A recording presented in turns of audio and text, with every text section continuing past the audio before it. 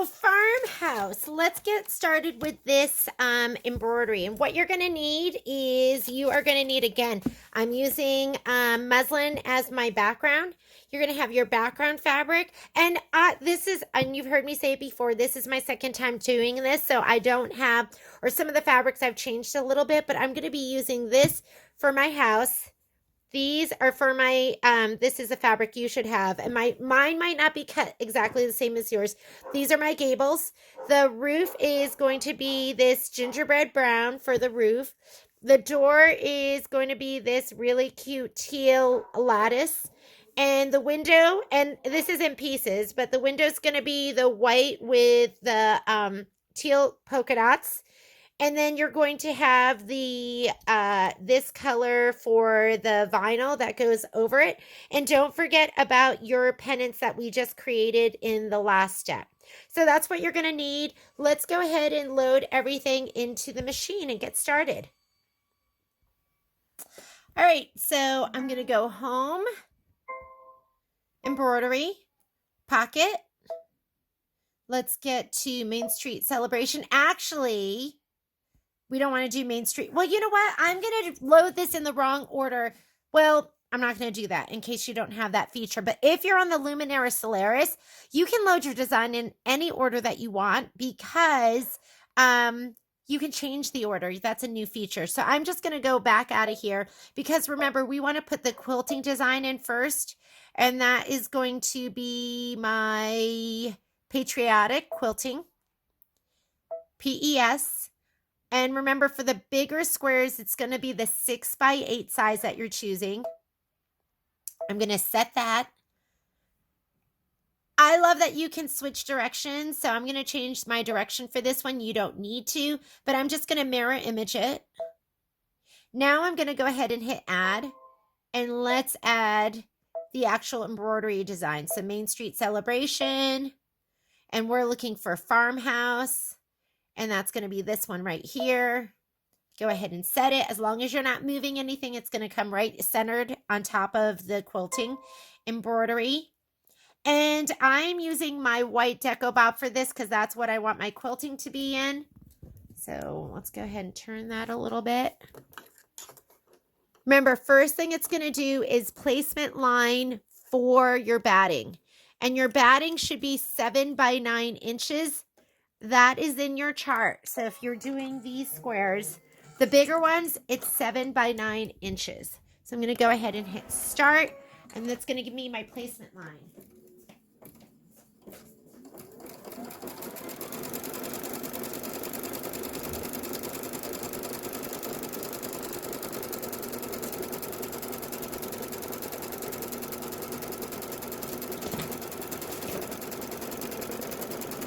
I'm going to give my batting a little shot of spray to the back.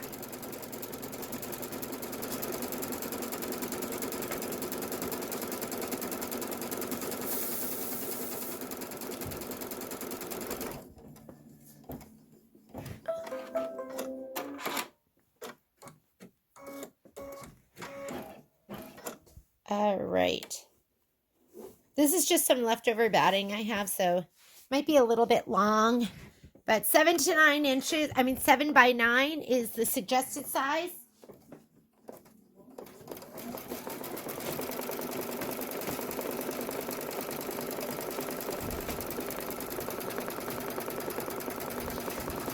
And again, here are our instructions. These are the instructions for the quilting. We're doing 2 different sizes for our blocks. The outer ones, the windmill, and the first one with the bicycle, that's going to be this size. You go by the trim size, 4.5 by 8.5. The one we're doing right now is 6.5 by 8.5. So this tells you all your dimensions. Our batting is 7 by 9. Our finished block is going to be 6 by 8 inches, and this is the file that we're selecting is 6 by 8 inches as well. Okay, so we're just going to let this stitch down. Let's get our scissors to trim it.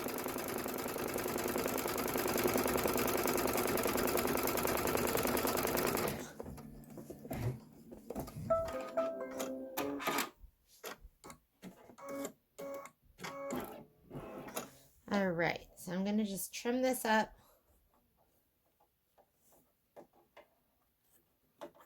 I like to hold my batting or my fabric straight up when I'm trimming. Find I get the best trim that way. I love my double curved scissors. Aside from my snips, these are probably my favorite for applique. But, you know, I know everyone's got different scissors that they like best. For me, these are my favorite.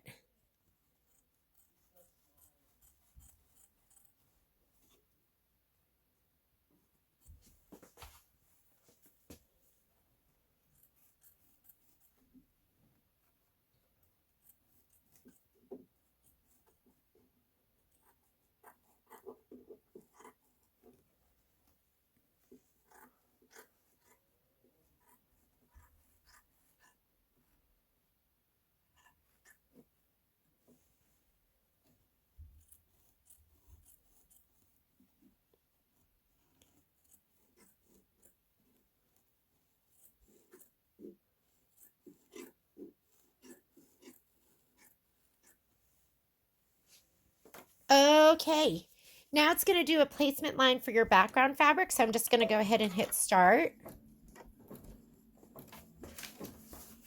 Here's my background fabric, 8.5 by 10.5. I'm going to give it a shot of spray to the back.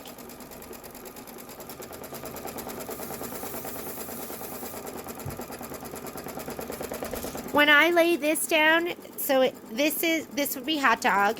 I'm going to fold it back hamburger. And I am just going to line this up. Everything should be centered with my 2 center marks right here.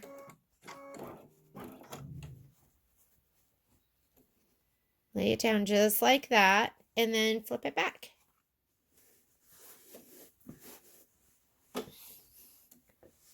So we're going to stitch it down.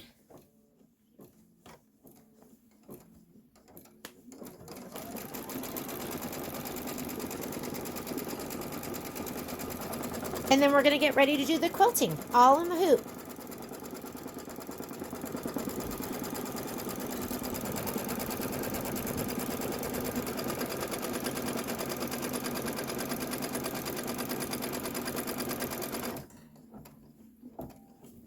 And I started with my white deco bow because that's what I'm going to do my quilting in. So just go ahead and hit start. And then we'll get ready to do the quilting of the farmhouse.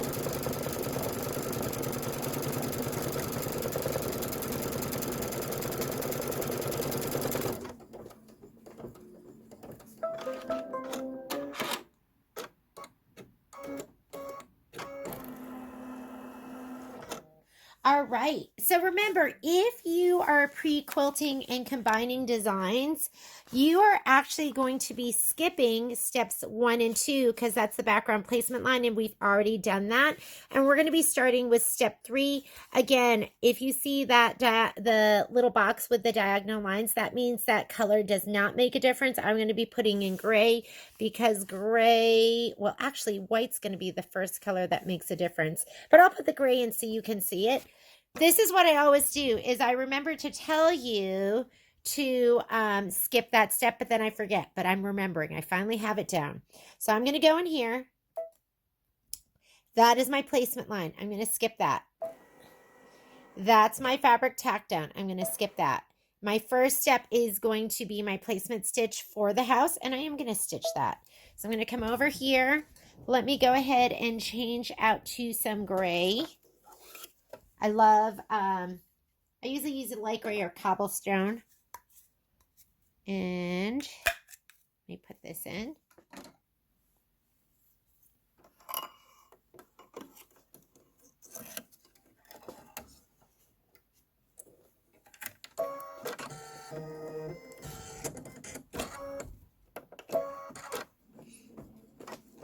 So you should have a white dot on dot fabric for this. I'm going to use this white on white herringbone fabric.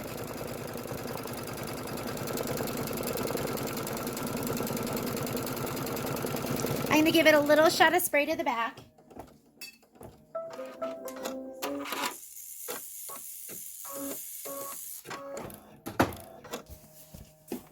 Let's pull this forward so you can see, and let's just lay it down right here. That looks good. Slide it back. Here's my tack down. Get your applique scissors.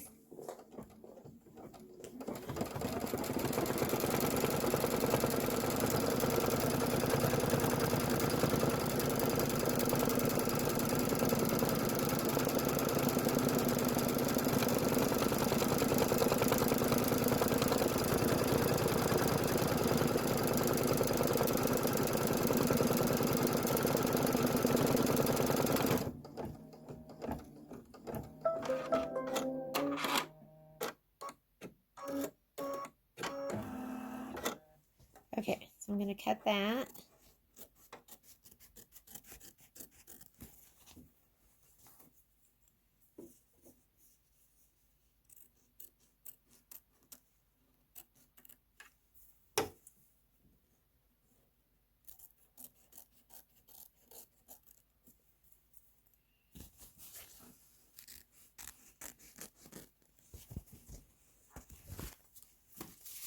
All right, next step. This is step 5. This is the gable placement line.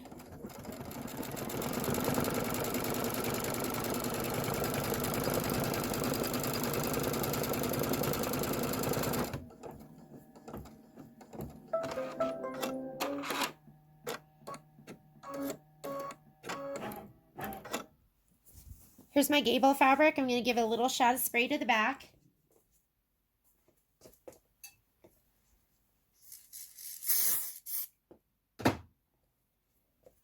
And again, mine is not cut down to size because I'm just using what I have for my scrap bin. So I'm just cutting as I go. And quite frankly, when I do my, if I'm just doing these on my own, I usually just cut as I go because I find there's so much waste. I usually cut all my background fabric, shape flex it, do all of that, and then my applique pieces, I will just cut them as I go. So that was step 6, which is the stitch down for the gable. We're going to trim close to the stitch.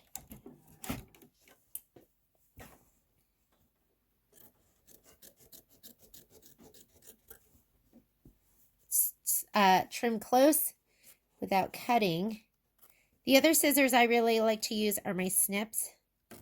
And I just brought home another pair because I've lost 3. Isn't that crazy?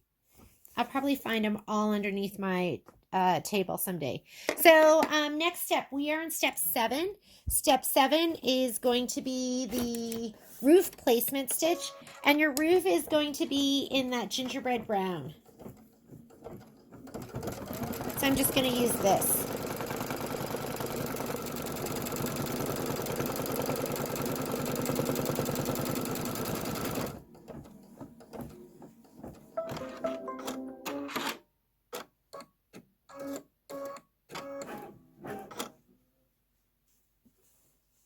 Oh, little shot of spray just on the very top.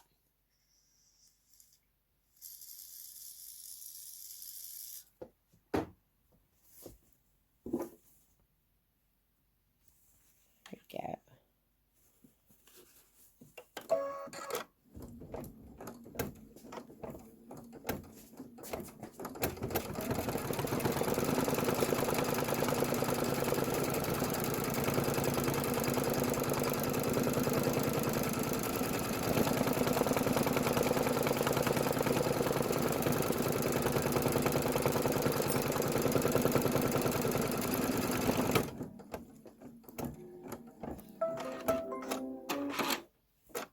Impatient. I'm very impatient. Okay, let me trim this. I'm using my smaller pair because it'll let me get even closer to that stitch.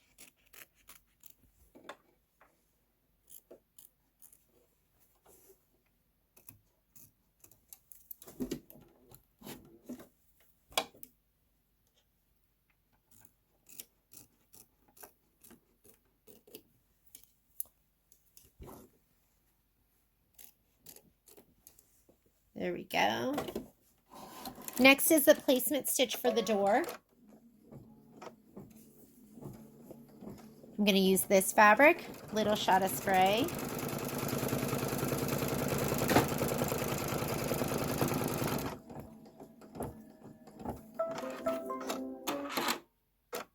So this is step 10. That was step number 9. This is step 10 in your instructions.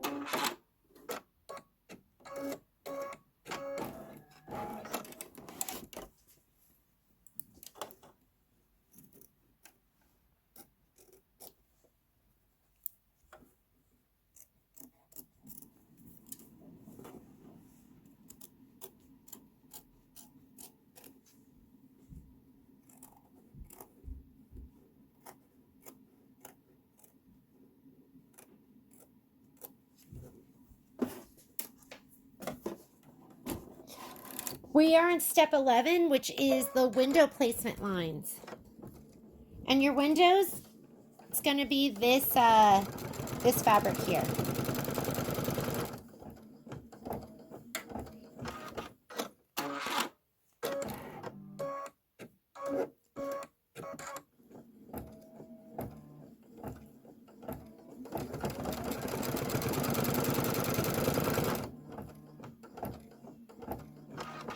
And this is leftover piece, so I am going to be placing and stitching and trimming as I go.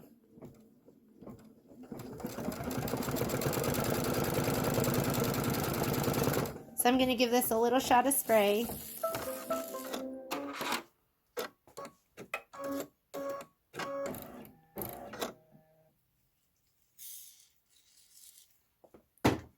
Okay.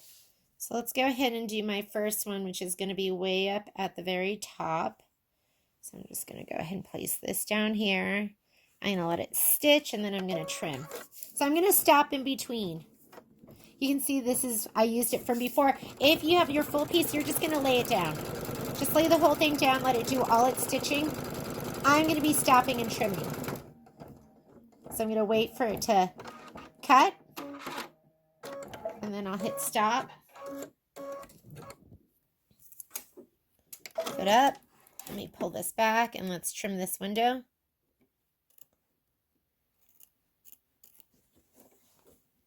We should get done in around the same amount of time. I'm just going to be pre-trimming everything as I go.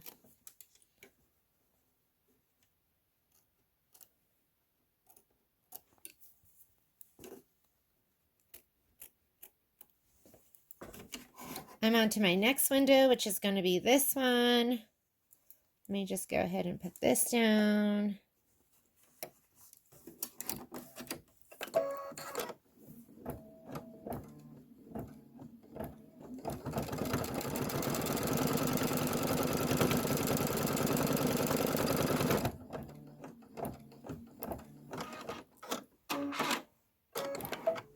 Just going to hit stop and go ahead and trim this one. Oops, let me put my foot up.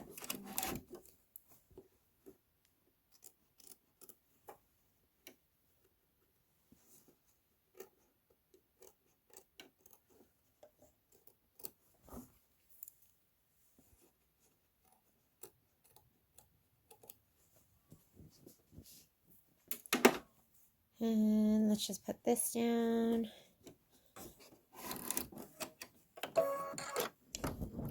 This is my last window.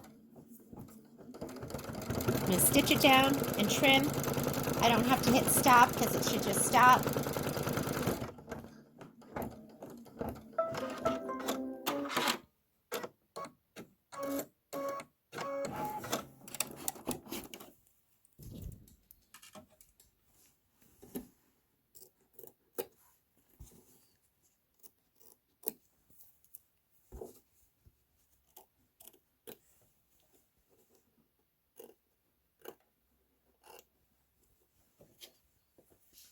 All right, now color makes a difference. We are on step 13, and step 13 is the house satin stitch outline. So it's recommending white, so I'm going to go ahead and take my gray out, but I'm going to leave my gray available because that's going to be the next color. So this is going to be the house outline. It's just going to be doing two rows of vertical rows of satin stitch on the left and right side of the house.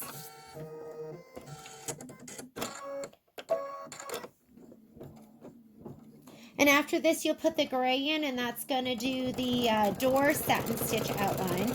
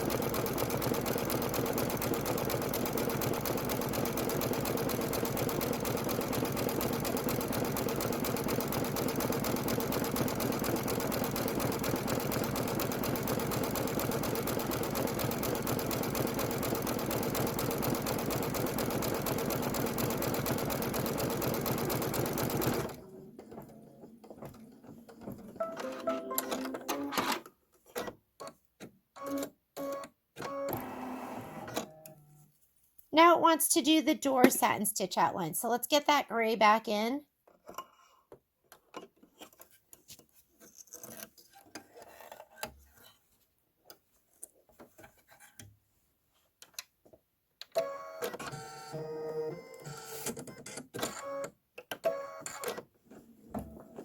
The next color is going to be black.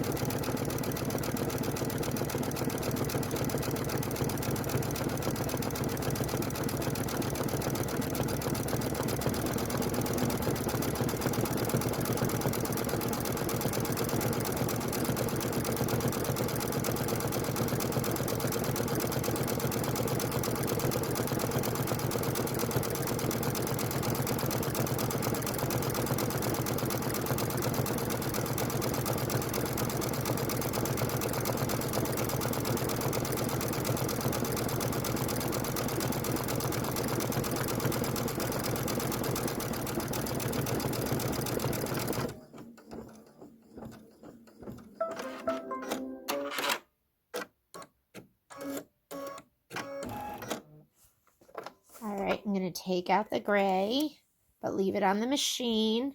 I've got a 10 thread spool stand that I have that on. I'm going to put my black in. This is step number 15, and this is the doorknob fill. So let's go ahead and do doorknob fill.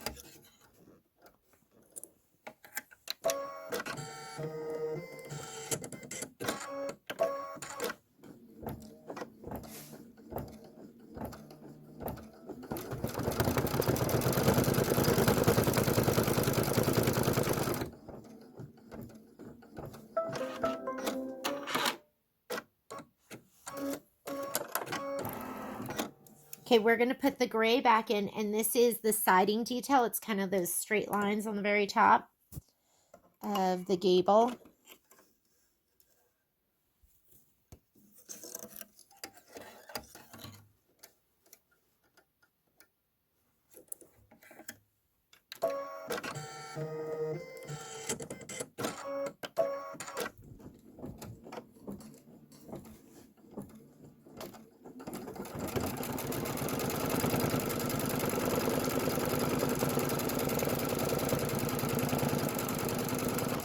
So this is your siding detail. That's step 16. Step 17 is to stitch the eaves fill. And that's just you're just gonna leave the gray in, or I'm gonna leave my gray in.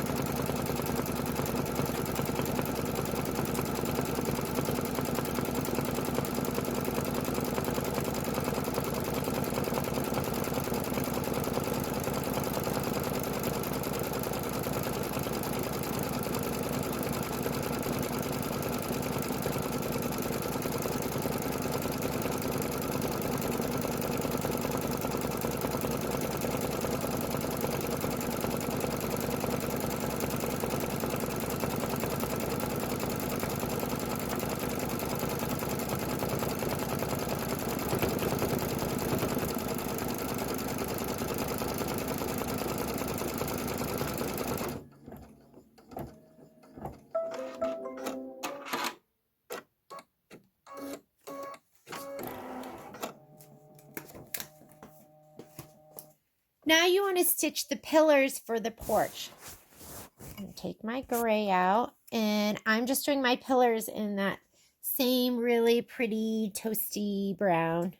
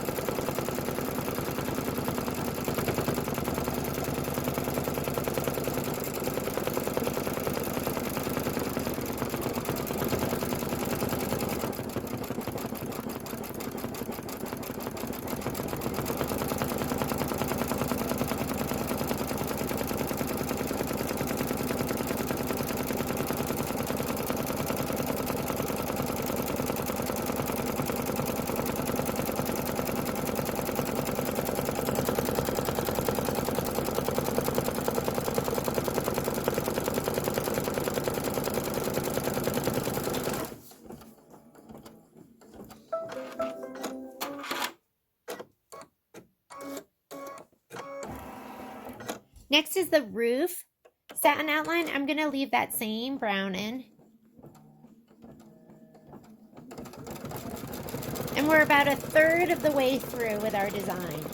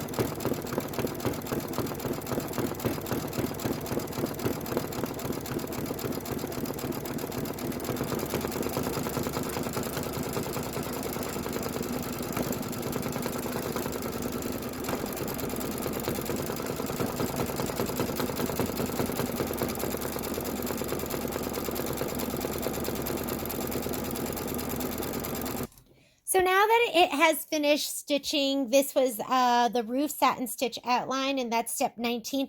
Don't worry that it doesn't fit right on there. That's okay, because that's going to get filled in with another stitch. In the meantime, it wants you to stitch the gable satin outline which is that stitch that we were worried about. When I first looked at that, I thought, oh geez, did my machine get bumped? But I always forget that the gable is the top part. I always thought gables, I guess I never knew what gables were. I thought gables were, let me slide my hoop back on. I thought gables were like pillars or something like that.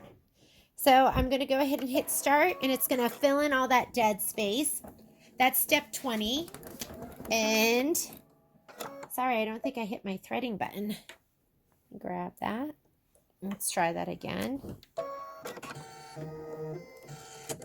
I'm going to go back to the beginning of that, and there we go.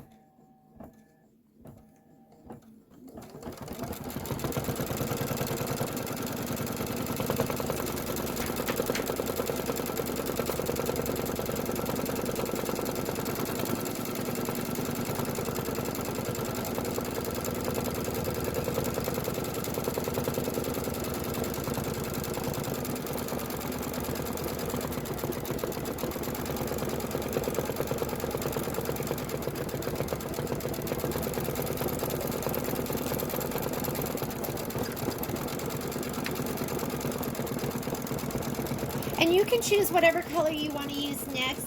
It's going to be the window satin outline.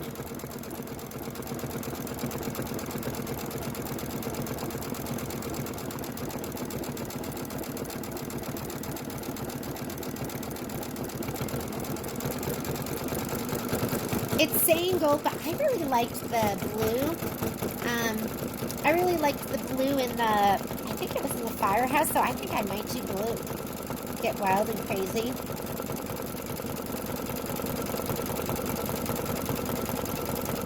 We're about halfway through our embroidery.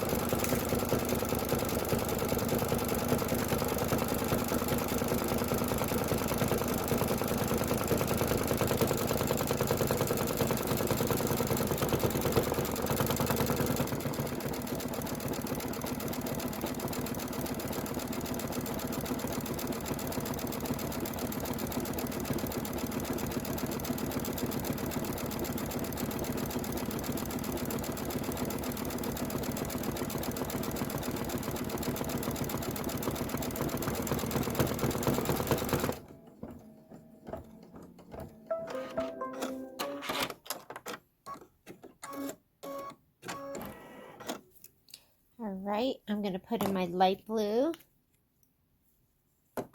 This is going to do the two windows, not the window on the door, but the two other windows.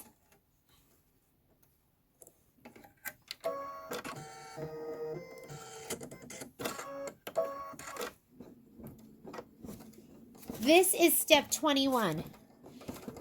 It recommends yellow or gold for step 21, but I'm just putting in the blue. And then step 22, you're going to put white back in, and it's going to be the stitch the door window satin outline. So it's going to be this one. That's going to be step 22.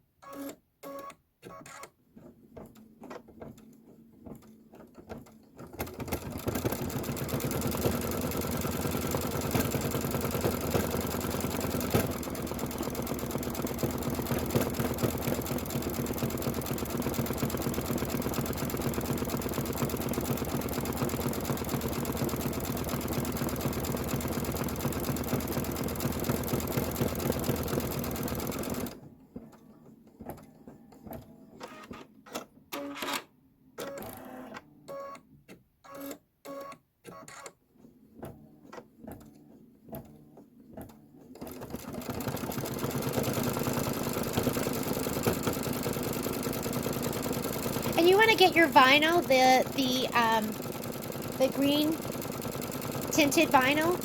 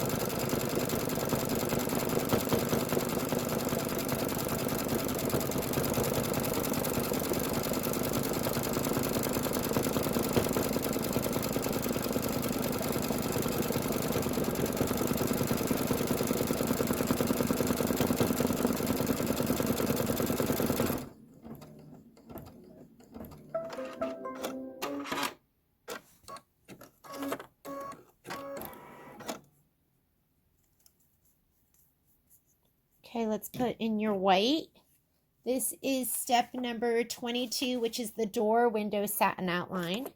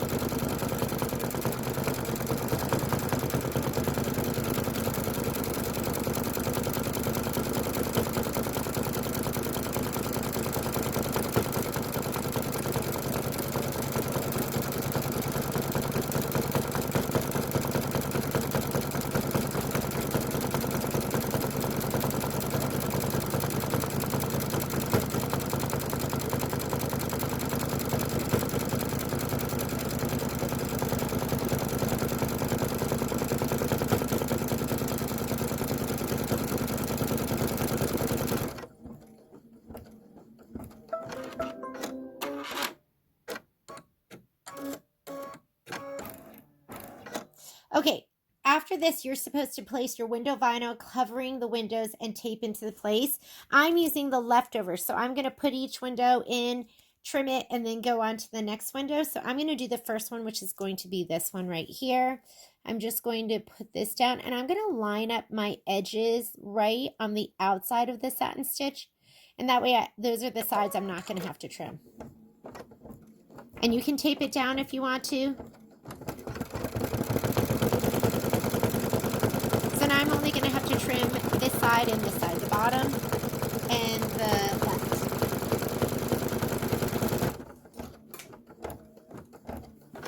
Don't forget to stop it in between.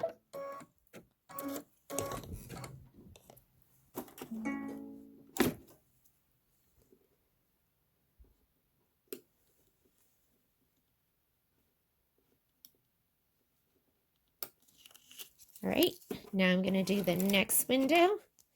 And again, I'm just going to line it up. This piece is a little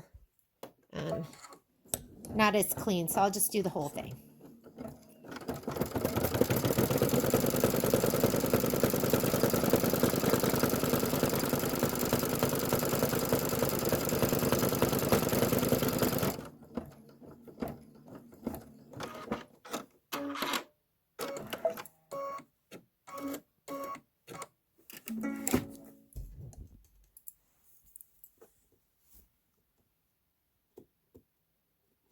I'm just cutting it right around the perimeter of the satin stitch.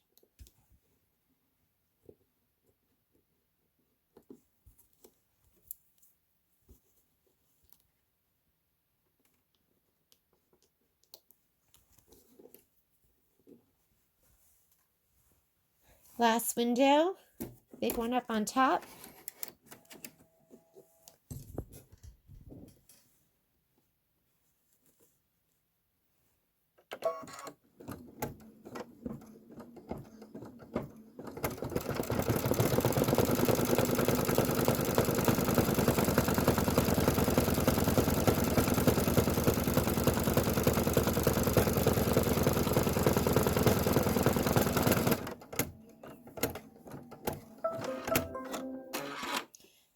And that's how you stretch your vinyl to do more than it was meant to do.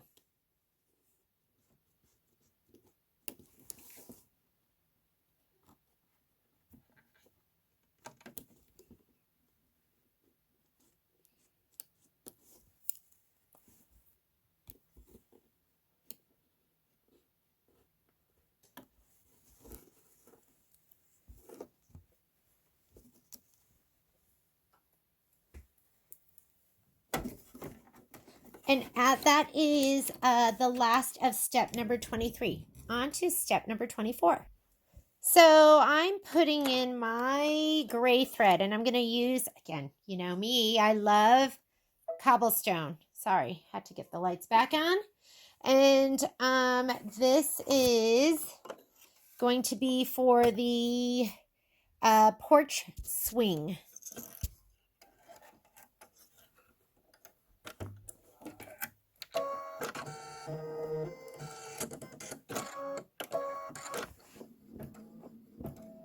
This is the porch swing cable detail, and then we're going to stitch the porch swing fill, which is going to be the actual little porch swing seat.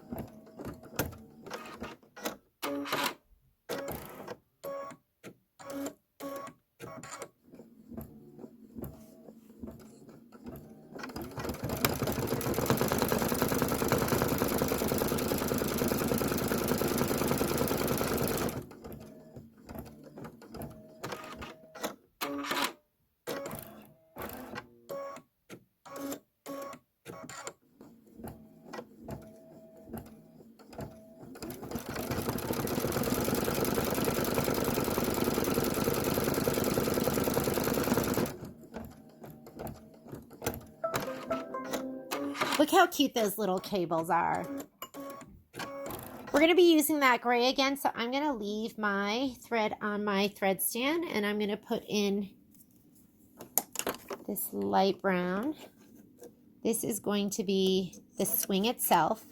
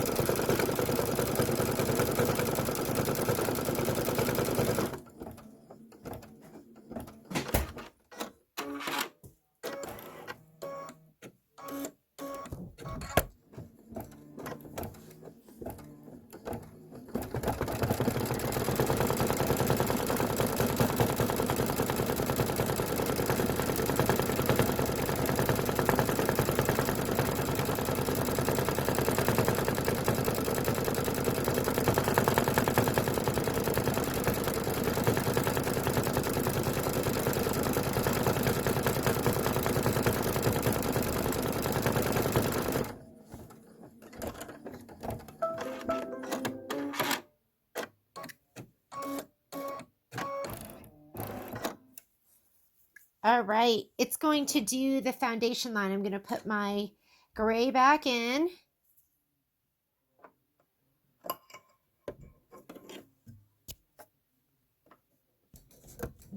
Sorry, got to get my camera out of the way.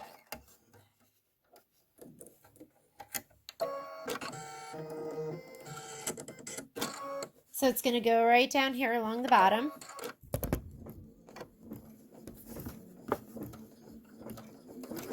And then we're going to put in the pennants.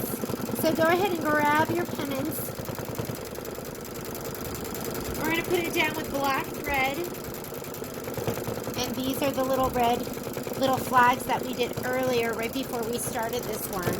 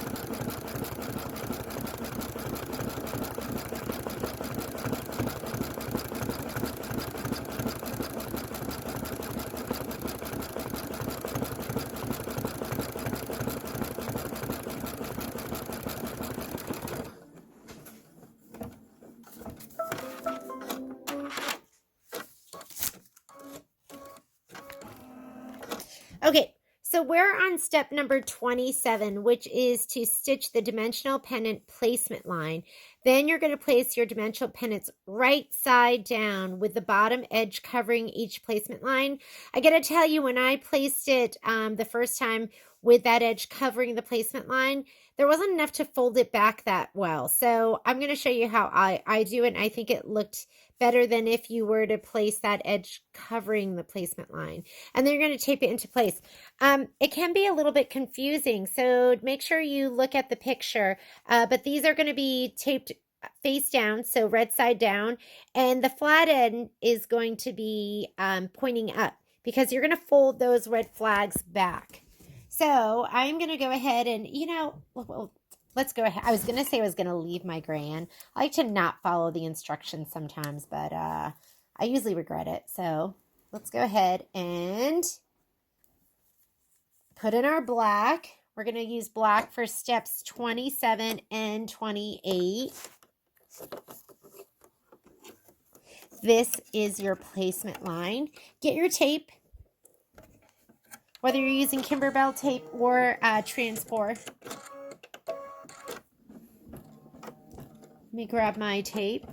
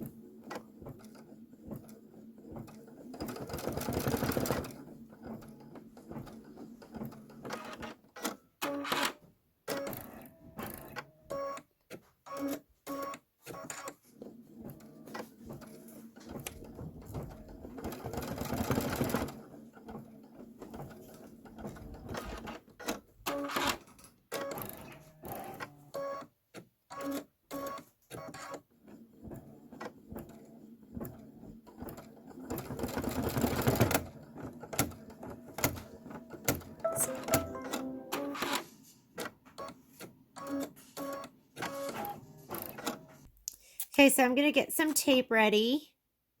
And let me go ahead and put these. So you don't want to cover that stitch placement line that it just gave you. You want to bring it right to it, like about there. If you cover it, then there's not enough to fold back. So that placement line, you're going to bring it right about to it. And then let's get your tape down. So go ahead and with each one that you lay down, go ahead and tape it down too. So we're going to bring it right here. Go ahead and tape it. The next one right here. They'll look super cute once you flip them back. And then we're also going to stitch it back too.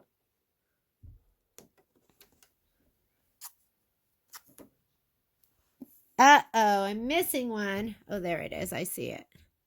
This is the kind of stuff I lose. Then I have to do the whole thing over again. And this one too. Okay.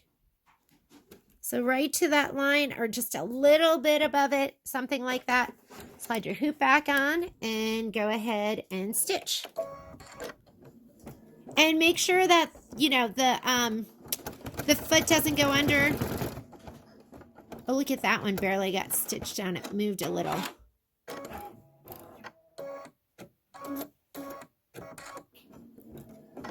There, that looks better.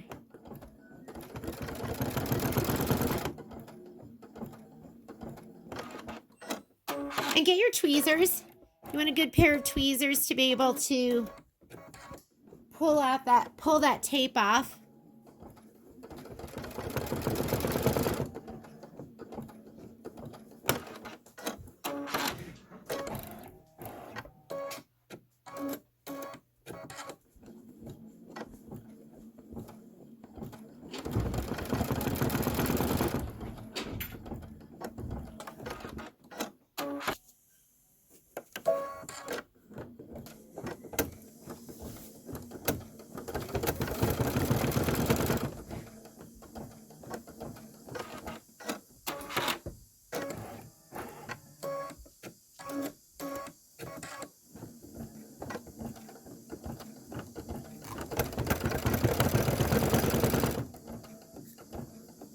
Perfect. So I think the best placement is right to that line. So we're going to grab our tweezers. Let's go ahead and pull off the tape. Make sure it doesn't pull off your, I'm going to start with this one. Make sure it doesn't pull your pennant back. So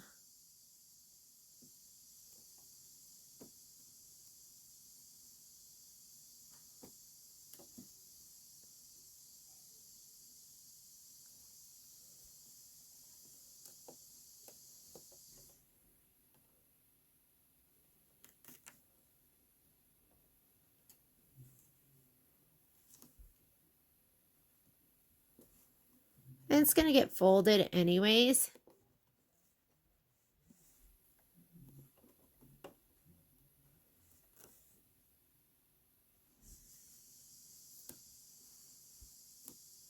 If you don't have a pair of precision tweezers, you need them.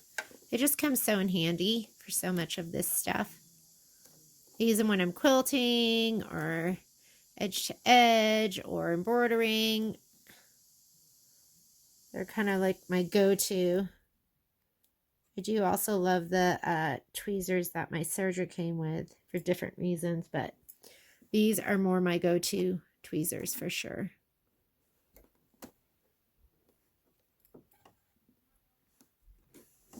Alrighty. Okay, so what we just did was we did step 28 was we stitched the dimensional pennant tack down lines. Carefully remove your tape. And now we're going to flip these right side up and we're going to tape the bottom of each one. And, you know, I did learn my lesson too. Did you see it stuck to my finger? That's kind of gross. Sorry. I learned my lesson from the other ones because I was like, oh, do I really need to tape these down really well? And you do, because I did have my foot catch and flip one. Then I had to rip it out. Or we can just go really slowly. I guess I could go really, really slowly with those. Let me see. And it's going to tape right down the top. That wasn't a very good taping job.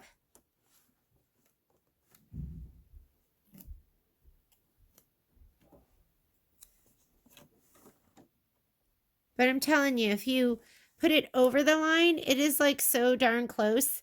Okay, I'm just going to give this, oh, see that? I'm going to get him right underneath. Oops. See how he pushed it? Darn it. The other thing we can do is we can go really slowly. Let's see if we can. There we go. I'm going to hold this down. If you hold your, if you hold that button down, it just goes really slowly. Look how slow it's going. And that way I have some control here. And you could use a stiletto. There we go.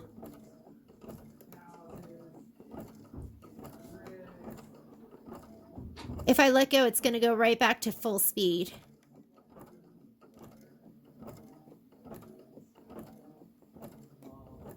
That first one doesn't look perfect, but it's okay. I like not perfect. Here we go with this one.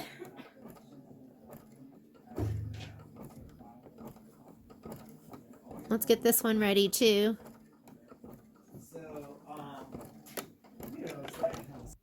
Everyone was running through my sewing room, so I had to pause it.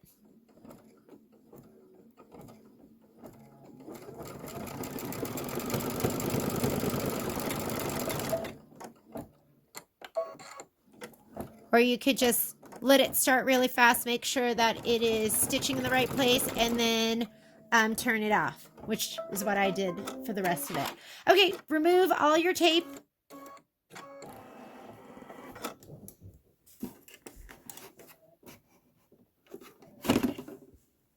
That one's a little messed up, but it's okay.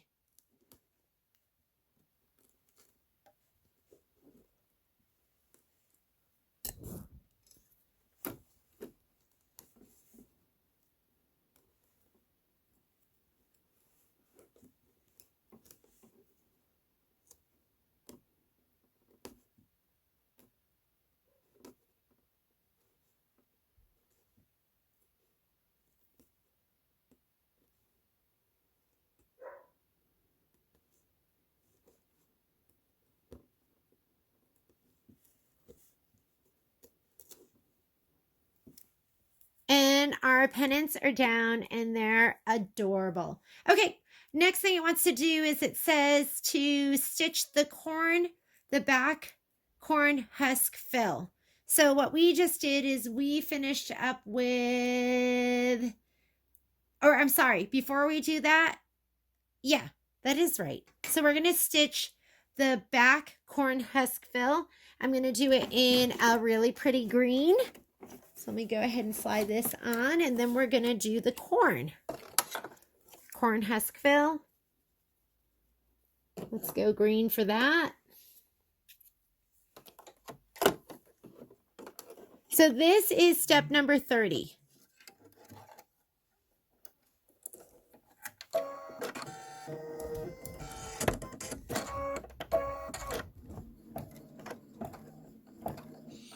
And then you want to get a yellow or gold for the actual corn. It recommends that you change your bobbin thread, bobbin to a visible color.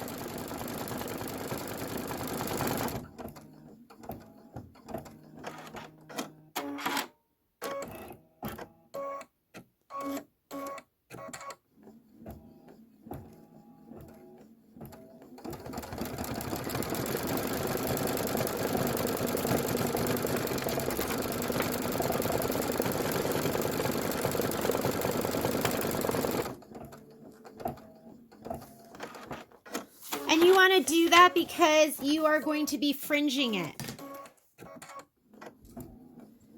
So I'm going to go ahead and throw in, I'll just throw in a black bobbin because that'll be super easy to see. So we're going to do, right now this is the back corn husk fill, and then we're going to stitch the corn cob fill, and then you're going to put in the visible color. So for right now, let's go ahead and we're going to put in the yellow or the gold. Let's put the gold in. This is just for the corn, so I still have my white bobbin in.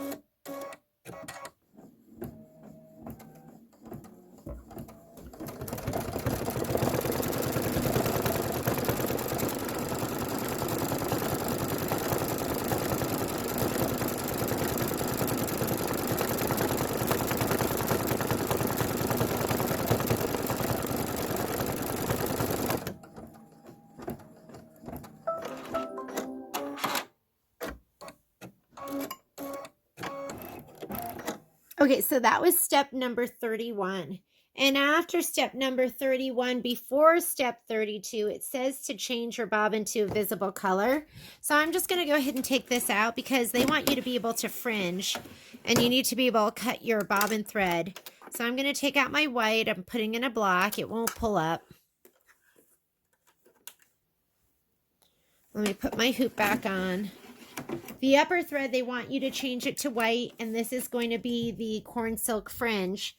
So let's go ahead and put white thread in.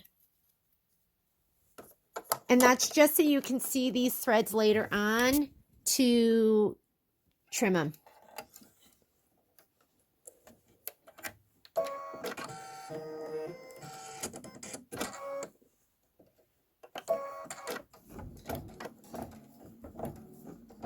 And then after we do this, we're going to change our bobbin back to white, and we're going to stitch the corn stalk and front corn husk fill.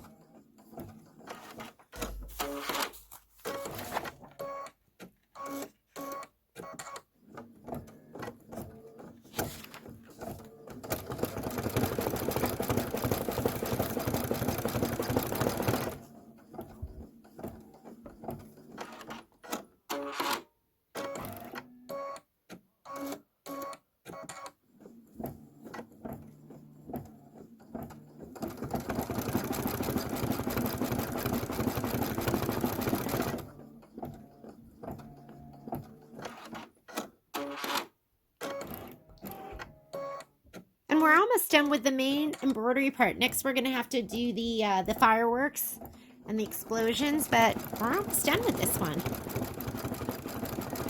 It's pretty cute.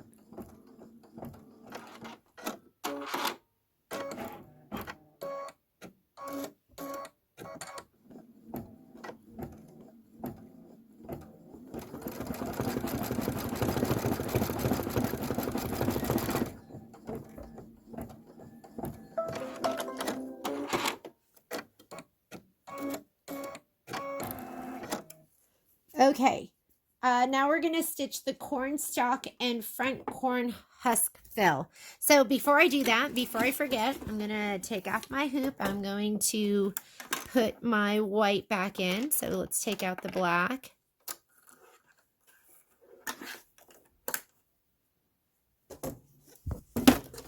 I'm going to put my green back in, the darker green. I'll use my lighter green as an accent color.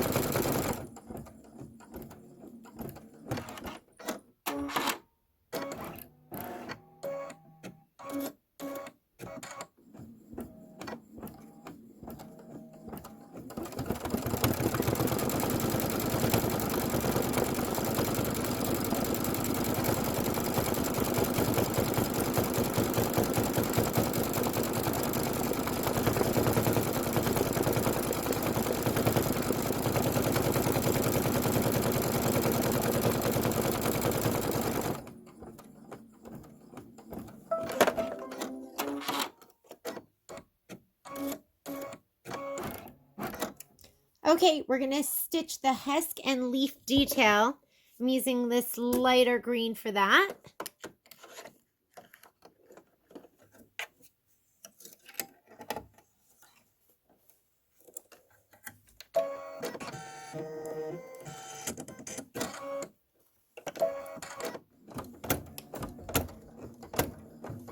And it's just going to make that noise when it's going through really thick stuff. That happens.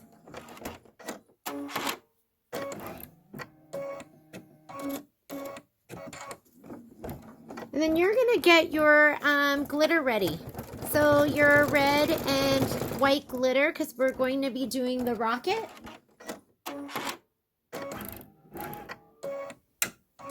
Are we doing a rocket for this one? Let me see. Oh, you know what? Actually, there are no rockets in this one. So it's just going to be the explosion. So for me, I'm using the red metallic King Star, the silver metallic King Star, and the gold metallic King Star. So no rockets.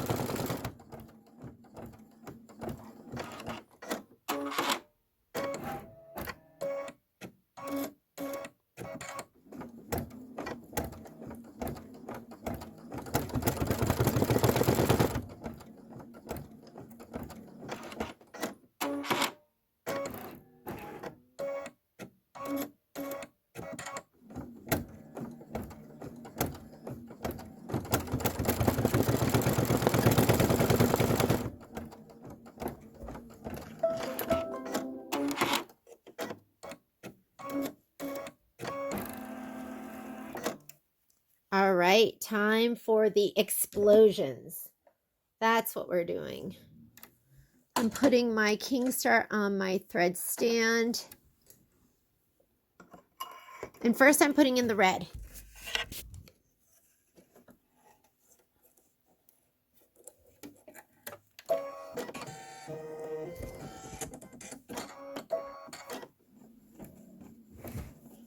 This is about 4 minutes of stitching.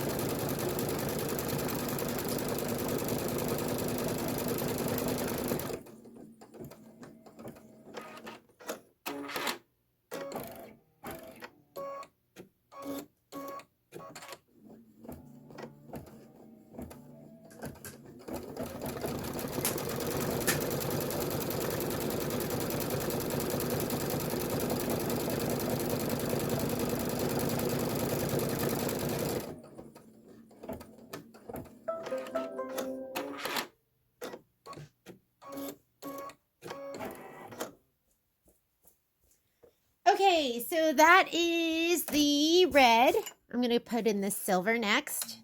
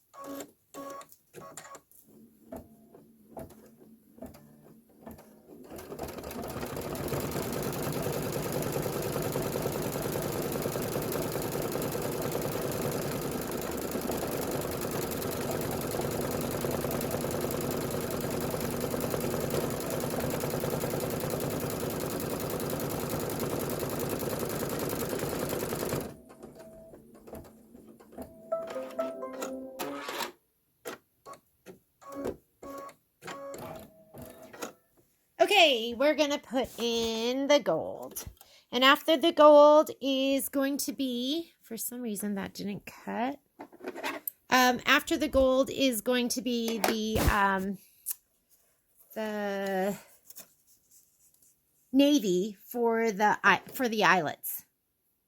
Where's my gold?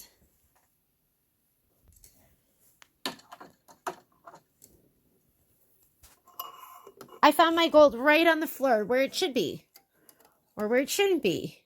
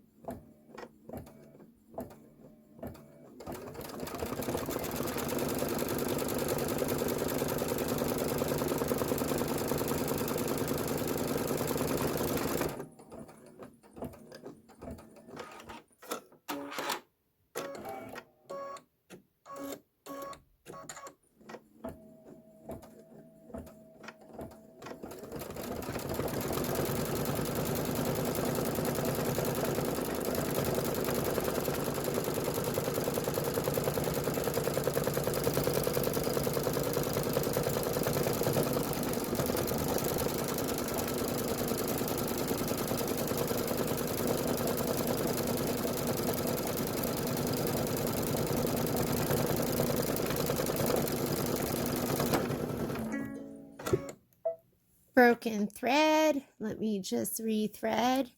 And that just happens sometimes. Actually, my bobbin might be running out too, so let me check that.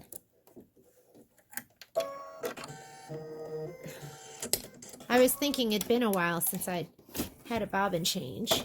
Oh, we're good. We're good on the bobbin.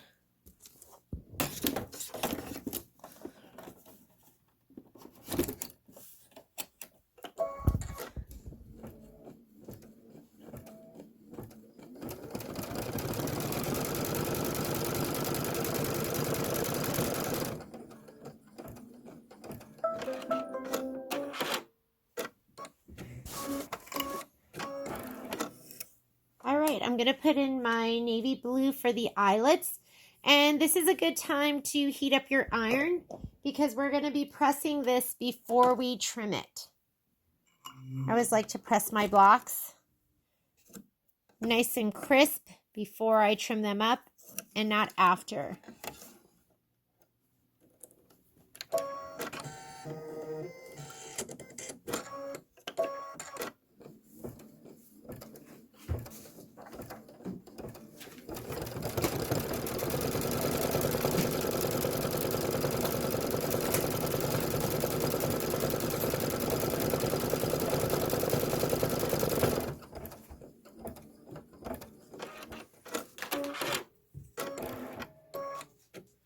So you're going to want your wool mat, some best press, and your 12 by 12 cutting mat. And don't forget your pop ruler.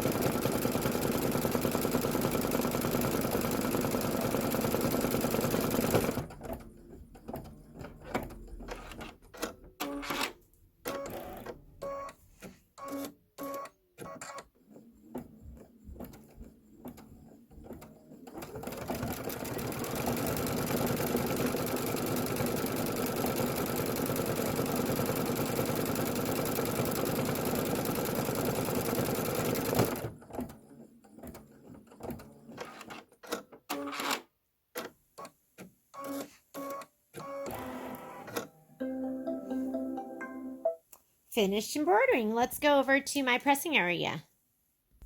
Okay, first of all, we have a little bit of finish work to do here because we have to fringe the corn silk. So if you look here, the directions say turn project 2 back, use flexi snips or seam ripper to clip the bobbin thread only for machine step 32. The corn silk fringe, do not trim bobbin thread on the corn husk fill stitches. The fill stitches hold the fringe in place. So we are looking for the black threads, and let's go ahead and, do you see them right here? They're kind of hard to see, but those are the ones that we want to get. Oh, look it, we have a visitor, Mr. Momo. You can leave him. Yeah, I'm sure. Okay. He likes to, can you move all that stuff on there? He likes to sit up there. My dog's here visiting. Okay, once you get that unfringed, or you get that bobbin thread cut, we should be able to pull these. I'm pulling with the back of my seam ripper.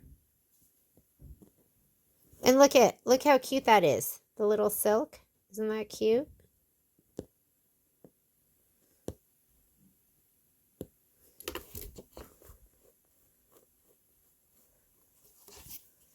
So it's a little hard because you have to be careful, and you have to get just the black.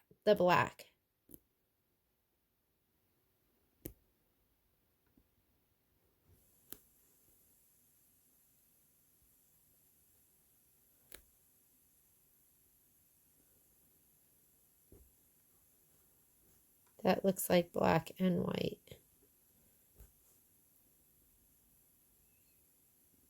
Just do your best.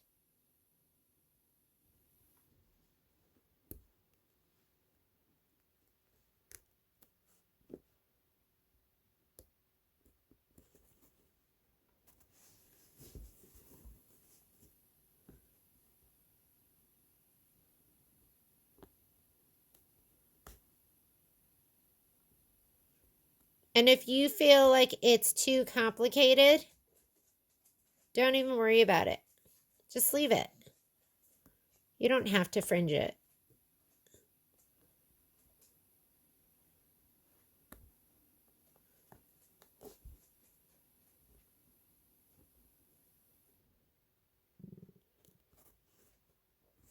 Because look at this one. I can barely even see those black threads. I'm going to go for it anyways. They're hard to see. Do you hear those little feet? That's Momo. So do the best you can with it. If you find it's too difficult, don't worry about it. Just leave it. I love it just the way it is.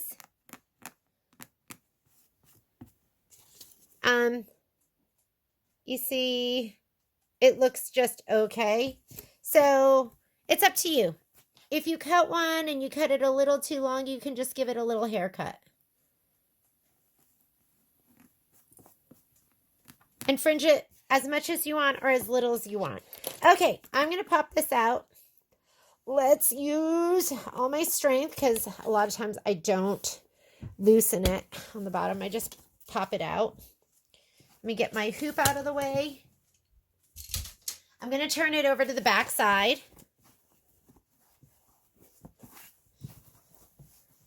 And I'm going to give it a shot of spray with my Best Press. I don't know why, but it always makes it curl.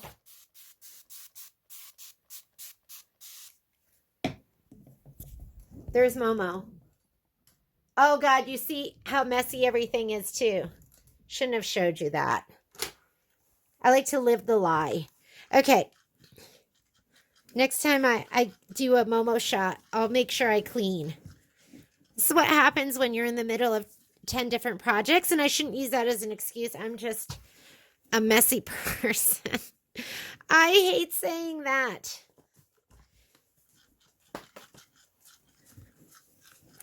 Momo wants some love and attention.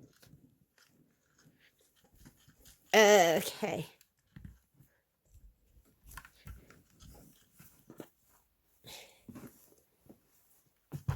And just get it as flat as you can. It's going to make piecing it easier.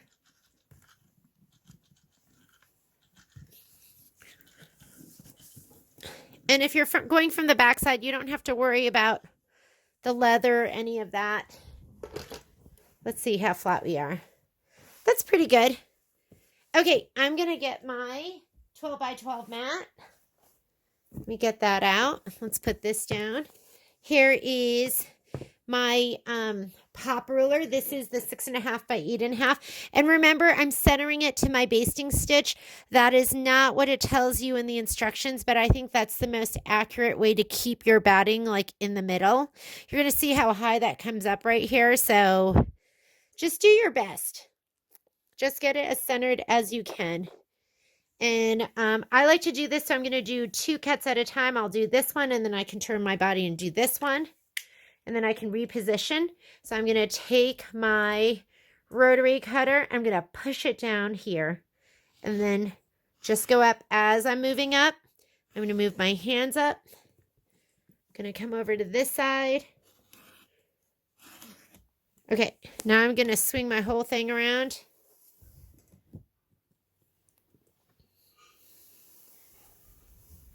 Same thing. I'm going to do 2 cuts.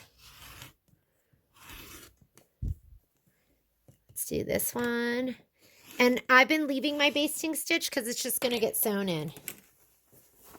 And you might have like a thread or 2 holding it all down. Just go back with your rotary cutter and get those.